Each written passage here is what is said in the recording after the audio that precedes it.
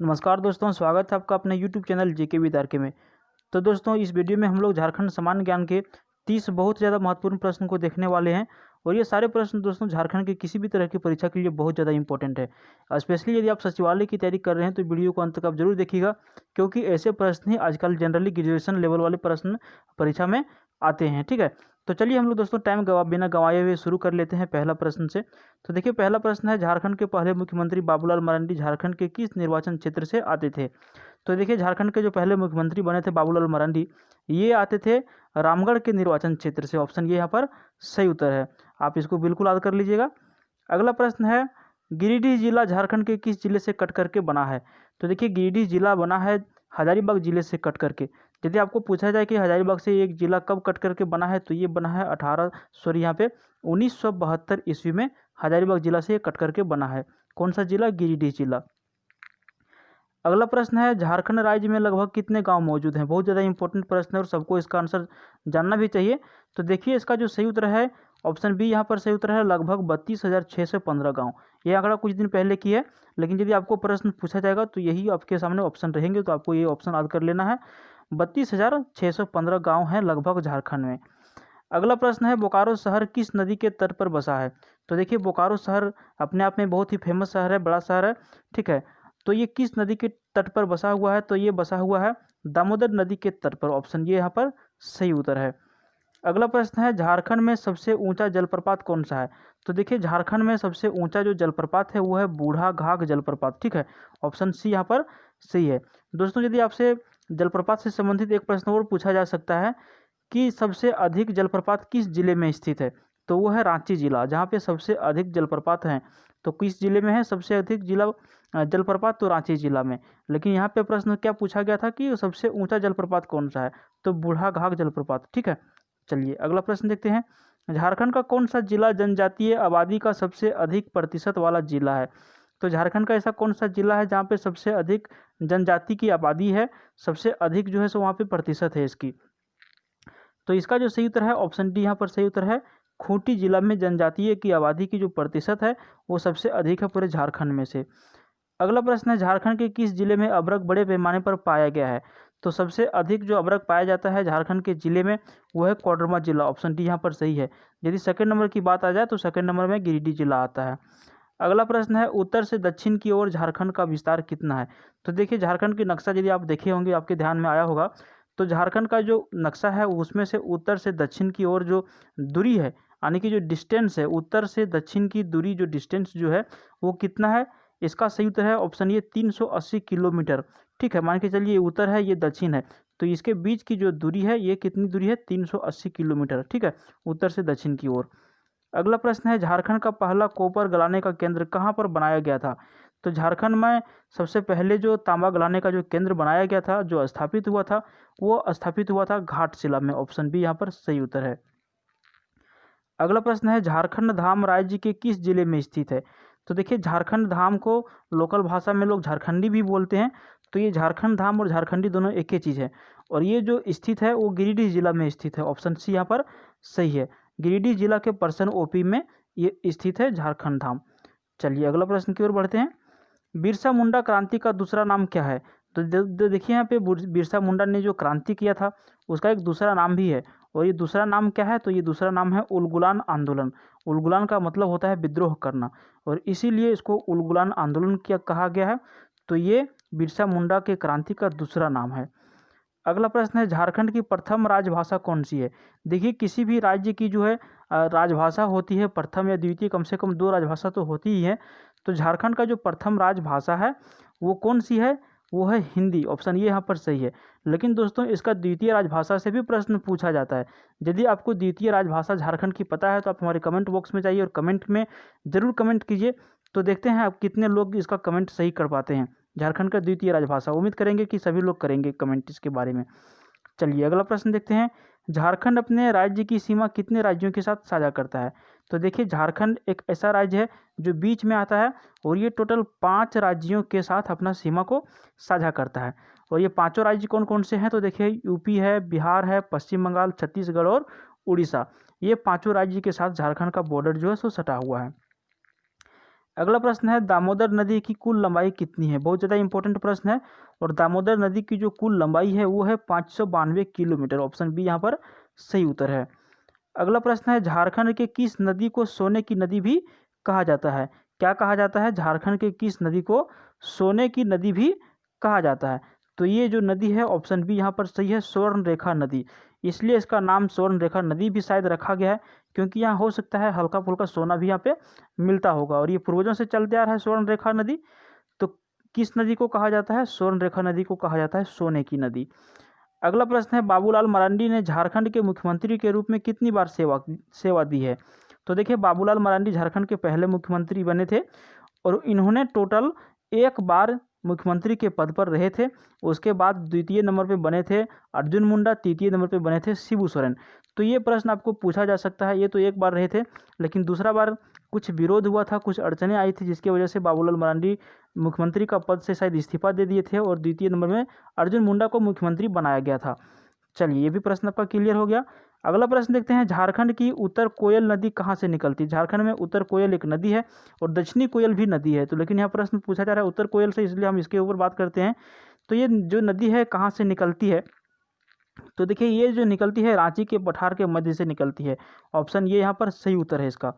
अगला प्रश्न है 2011 की जनगणना के अनुसार झारखंड के किस जिले में साक्षरता दर सबसे कम है। तो झारखंड का एक ऐसा जिला जहाँ पे साक्षरता दर सबसे कम है वो जिला है पाकुड़ जिला। ऑप्शन सी यहाँ पर सही है। लेकिन यदि आपसे पूछा जाए कि झारखंड का ऐसा कौन सा जिला है जहाँ पे साक्षरता दर सभी जिलों की अपेक्षा अधिक है, तो वो है रांची जिला। ठीक है, कौन सा जिला है वो? रांची। लेकिन इस प्रश्न के हिसाब से पाकुड़ जिला हमारा सही उत्तर है। अगला प्रश्न है झारखंड में रजरप्पा नदी किस नदी पर स्थित है। रजरप्पा जो मंदिर है या फिर रजरप्पा स्थान जो है वो किस नदी पर स्थित है। तो ये स्थित है दामोदर और भैरवी नदी के संगम पर। ऑप्शन डी यहाँ पर सही है। अगला प्रश्न है झारखंड की सबसे ठंडी जगह कौन सी। बहुत ज़्यादा इंपॉर्टेंट प्रश्न है और शायद इसका आंसर आप लोगों में से पता ही होगा बहुतों को। तो देखिए इसका जो सही उत्तर है ऑप्शन सी यहाँ पर सही उत्तर है, नेतरहाट। नेतरहाट जो है झारखंड की सबसे ठंडा प्रदेश है। तो ऑप्शन सी यहाँ पर सही उत्तर है। शताब्दी स्टेडियम झारखंड के किस जिले में स्थित है। तो ये जो शताब्दी स्टेडियम जो स्थित है वो झारखंड के रांची जिले में स्थित है। ऑप्शन डी यहाँ पर सही है। और आपको बता दें कि झारखंड का एकमात्र international stadium JSCA stadium, Jharkhand state वाला जो स्टेडियम बनाया गया है वो भी कहाँ पे स्थित है? रांची में स्थित है। अगला प्रश्न है झारखंड में सूर्य मंदिर कहाँ पर स्थित है। बहुत इंपॉर्टेंट प्रश्न है। और झारखंड का जो सूर्य मंदिर है वो बुंडू में स्थित है। ऑप्शन ये यहाँ पर सही उत्तर है। बुंडू कहाँ है? रांची के नज़दीक में है। अगला प्रश्न है झारखंड में कौन से स्थान को भगवान हनुमान का जन्म स्थान भी कहा जाता है। तो देखिए भगवान हनुमान का जन्म स्थान भी माना जाता है और वो जगह झारखंड में ही स्थित है। और इसका जो सही उत्तर है ऑप्शन बी यहाँ पर सही उत्तर है, अंजन धाम। ये जो अंजन धाम जगह का नाम है इसको भगवान हनुमान का जन्म स्थान के तौर पर भी माना जाता है, कहा जाता है इसको। ठीक है दोस्तों, वीडियो यदि आपको पसंद आ रहा है तो मैं उम्मीद करूँगा एक लाइक का, क्योंकि दोस्तों वीडियो बनाने में बहुत मेहनत लगता है। और यदि आपको ये वीडियो पसंद आया, आपके लिए हेल्पफुल है, तो मैं बिल्कुल उम्मीद करूंगा एक लाइक का, और आपको एक लाइक करना भी चाहिए। और यदि आप इस तरह का वीडियो और देखना चाहते हैं तो हमारे चैनल को सब्सक्राइब जरूर कर लीजिएगा। इस चैनल को सब्सक्राइब करने से आपको क्या क्या फ़ायदा होगा।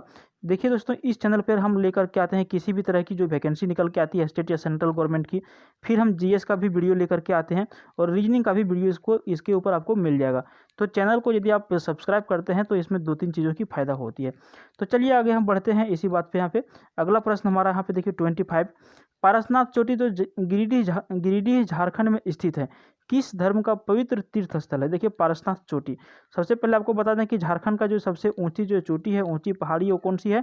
पारसनाथ की ही पहाड़ी है, जिसकी ऊंचाई 1365 मीटर है, जो गिरिडीह जिला में स्थित है। और गिरिडीह जिला झारखंड में स्थित है। और ये किस धर्म का जो पवित्र तीर्थ स्थल है? तो ये जैन धर्म का पवित्र तीर्थ स्थल है। ऑप्शन ये यहाँ पर सही है। पारसनाथ बिल्कुल घूमने की जगह है, कभी आप नहीं गए होंगे तो बिल्कुल जाके घूमिए, अच्छा लगता है। वहाँ पे ऊंचाई है, झारखंड की सबसे ऊंची पहाड़ी है पारसनाथ। अगला प्रश्न देखते हैं, झारखंड के प्रथम राज्यपाल कौन थे। तो जब झारखंड राज्य अलग हुआ था बिहार से 15 नवंबर 2000 को, उसके बाद झारखंड का नया राज्यपाल बने थे, वो कौन थे? वो थे प्रभात कुमार। ऑप्शन बी यहाँ पर सही है। ठीक है, चलिए बाकी ये 3 नाम जो बचता है ये सारे झारखंड के मुख्यमंत्री बन चुके हैं। बाकी प्रभात कुमार ही एक ऐसा ऑप्शन है जो झारखंड के राज्यपाल बने थे। और सबको पता है ऑप्शन के हिसाब से भी यहाँ पे छाट सकते हैं, शिबू सोरेन, बाबूलाल मरांडी और मधु कोड़ा, ये सब तीनों क्या है? मुख्यमंत्री बने थे। चलिए अगला प्रश्न देखते हैं, जमशेदपुर शहर किस नदी के तट पर बसा है? और ये प्रश्न दोस्तों आपको यानी कि कितने भी आप सेट मारिए ये प्रश्न आपको जरूर मिल जाएगा। 3 सेट छोड़ के चौथा सेट में आपको मिल ही जाएगा। इसलिए ये प्रश्न जो है बहुत ज़्यादा इंपॉर्टेंट है और इसका सही उत्तर है स्वर्ण रेखा नदी। जमशेदपुर जो शहर है स्वर्ण रेखा नदी के तट पर स्थित है। अच्छा, जमशेदपुर जो शहर है किस जिला के अंतर्गत आता है? तो जमशेदपुर शहर पूर्वी सिंहभूम जिला के अंतर्गत आता है। अच्छा, एक प्रश्न आपको और पूछा जा सकता है यहाँ पे कि पूर्वी सिंहभूम और पश्चिमी सिंहभूम कब अलग अलग जिले बने थे? तो ये 1990 में दोनों अलग अलग जिले बने थे। कब? 1990 में। तो ये प्रश्न आपको 2-3 प्रश्न याद रखना है इससे संबंधित। अगला प्रश्न है झारखंड की सबसे ऊंची जगह कौन सी है? देखिए झारखंड की सबसे ऊंची जगह कहने का मतलब है कि जगह का जो ऊंचाई या निचाई जो मापा जाता है वो समुद्र की तल से मापा जाता है। तो समुद्र की तल से जो झारखंड की सबसे ऊंची जगह है वो कौन सा है, ये पूछा जा रहा है। इसका सही उत्तर है नेतरहाट। ऑप्शन ये यहाँ पर सही है। यदि सबसे ऊंची चोटी पूछा जाता तो आपको पारसनाथ मारना था, लेकिन यहाँ पे जगह पूछा जा रहा है। अगला प्रश्न है दोस्तों, झारखंड में किस फल का उत्पादन सबसे अधिक होता है? तो झारखंड में सबसे अधिक फल का उत्पादन होने वाला जो फल का नाम है वो है आम। आम जो है झारखंड में किसी भी फल के अपेक्षा ज़्यादा उपज होता है झारखंड में। तो दोस्तों उम्मीद करता हूं कि आपने अभी तक हमारा वीडियो को लाइक जरूर कर दिया होगा। नहीं किए हैं तो प्लीज़ ज़रूर वीडियो को लाइक कर दें, क्योंकि अभी इसमें 2 ही प्रश्न बचे हुए हैं, तो मैं बिल्कुल उम्मीद करता हूँ लाइक करने का। चलिए अगला प्रश्न देखते हैं। जब झारखंड बना था तब उसमें कितने जिले थे? देखिए जब झारखंड बना था उस टाइम जिलों की जो संख्या थी वो थी टोटल 18, लेकिन 6 जिले बाद में और इसमें ऐड हो गए, 6 अलग अलग और जिले बन गए। तो अभी टोटल जिलों की संख्या तो आपको पता है 24 जिले है। लेकिन आपसे एक प्रश्न पूछा जा सकता है कि सबसे अंतिम में जो जिला बना है झारखंड का 24वां जिला वो कौन सा है? वो है रामगढ़ जिला। ठीक है, कौन सा जिला है? तो वो रामगढ़ जिला है। आपको ये भी याद रखना है। तो इसका सही उत्तर क्या है? सॉरी, यहाँ पे 18 जिले थे जब झारखंड अलग हुआ था बिहार से तब। और वीडियो का जो अंतिम प्रश्न है, कितनी बार शिबू सोरेन ने झारखंड के मुख्यमंत्री के रूप में सेवा की है? अभी हम लोगों ने पहले भी प्रश्न देखा कि बाबूलाल मरांडी जो है झारखंड के मुख्यमंत्री के रूप में कितनी बार सेवा की है। अब दूसरा प्रश्न आता है शिबू सोरेन ने कितनी बार सेवा की है झारखंड के मुख्यमंत्री के रूप में? तो देखिए इसका सही उत्तर है 3 बार। हालांकि सबसे कम दिन का जो मुख्यमंत्री बनने का जो रिकॉर्ड है वो भी शिबू सोरेन के ही नाम है। तो यदि आपसे प्रश्न पूछा जाता है कि झारखंड का एक कौन ऐसा मुख्यमंत्री जो सबसे कम दिनों के लिए मुख्यमंत्री बने थे, तो वो थे शिबू सोरेन, झारखंड मुक्ति मोर्चा पार्टी के हैं। तो दोस्तों इस वीडियो में 30 प्रश्न हम बहुत ही इंपॉर्टेंट प्रश्न को लेकर के आए। यदि आप वीडियो को पूरा अच्छी तरह से देखे होंगे तो आपको भी पता होगा कि कितने इंपॉर्टेंट प्रश्न थे। और दोस्तों यदि आप सचिवालय की यदि आप तैयारी कर रहे हैं तो आपके लिए ऐसे प्रश्न ही इंपॉर्टेंट है। और यदि आपका देखिए लॉकडाउन अब तो लगभग अनलॉक होने ही वाला है, हो भी गया है, तो उम्मीद करता हूँ कि कुछ दिन के बाद जो सचिवालय की परीक्षा हो तो उसके लिए आपको अभी से ही तैयारी में जुट जाना है। तो यदि सचिवालय की आप तैयारी कर रहे हैं तो इस चैनल को जरूर सब्सक्राइब कर लीजिए, क्योंकि इसमें झारखंड जीएस वगैरह के कितने भी जो इंपॉर्टेंट प्रश्न हैं, जितने भी वो सारे प्रश्न हम लेकर के आते हैं। उम्मीद करता हूँ वीडियो पसंद आया। मिलते हैं फिर किसी दूसरे वीडियो में, तब तक के लिए बाय। देखते रहिए जीके विद आर के यूट्यूब चैनल। Thank you.